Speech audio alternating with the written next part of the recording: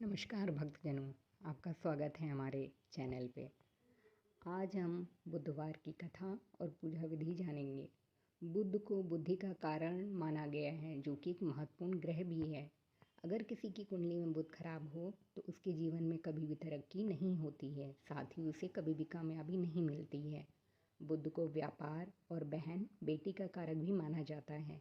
इस दिन भगवान गणेश का दिन होता है, जो कि वृद्धि के देवता माने जाते हैं, जो अपने भक्तों के सभी विघ्न बाधाओं को हरण कर लेते हैं। इसलिए उन्हें विघ्नहर्ता भी कहा जाता है। अगर कोई इनका सच्चे मन से पूजन करे तो उनके जीवन में धन और सुख समृद्धि की कभी कमी नहीं रहती। भगवान गणेश, जिन्हें विघ्नहर्ता भी कहा जाता है, उनकी पूजा अर्चना करने से जीवन के सभी दुख दूर हो जाते हैं। इस दिन व्रत रखने का भी विधान है। अगर कोई इस दिन सच्चे मन से गणेश जी की आराधना करता है तो उसके जीवन में धन और सुख समृद्धि की कभी कमी नहीं रहती है। आइए सुनते हैं बुधवार व्रत कथा। एक समय की बात है कि साहूकार अपनी पत्नी को लाने के लिए अपने ससुराल गया। कुछ दिन रहने के बाद उसने अपनी पत्नी के साथ अपने घर आने की सोची। दुर्भाग्य से उस दिन बुधवार का दिन था। लड़की के परिवार वालों ने कहा कि आज बुधवार का दिन है, जो कि किसी कार्य हेतु शुभ नहीं माना जाता है, इसलिए आज तुम मत जाओ। किंतु साहूकार ने किसी की एक ना सुनी और पत्नी समेत अपने ससुराल से घर को प्रस्थान किया।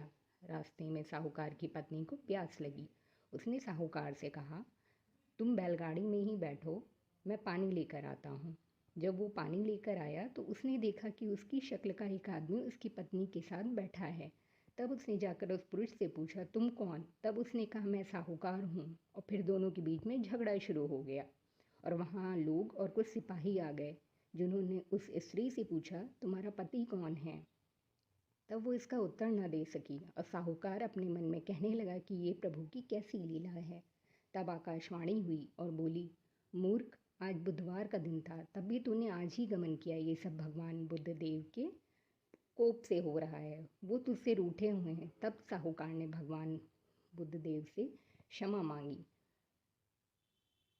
तब वो आकाशवाणी खत्म हो गई और इंसान रूप में आए बुद्धदेव भी अदृश्य हो गए। और फिर साहूकार अपनी पत्नी संग घर गया, भगवान बुद्धदेव की पूजा की।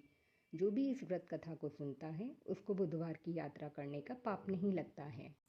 आइए भक्तजनों, जानते हैं बुधवार व्रत की विधि।